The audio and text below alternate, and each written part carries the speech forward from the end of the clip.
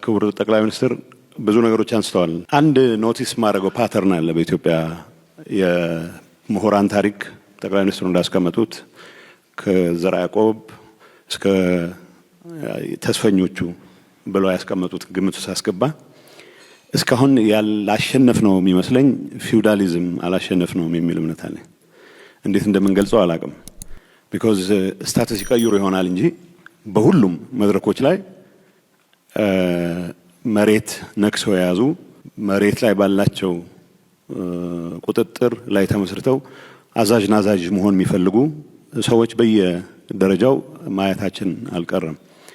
ዩኒቨርሲቲዎች እንደተባለው በኢትዮጵያ ፊውዳሊዝም ውስጥ የኔ ግምገማ ኢትዮጵያ ፊውዳሊዝም ወደ ቀጥታ ወደ ካፒታሊዝም ማደግ ያልቻለበት ምክንያት አንድ ጓደኛ እንደሚለው የኢትዮጵያ ፊውዳል ግብር ሰብስቦ ግብር ያበላል እንጂ ካፒታል አኩሙሌሽን ፈጥሮ ትራንስፎርሜሽን አያመጣም።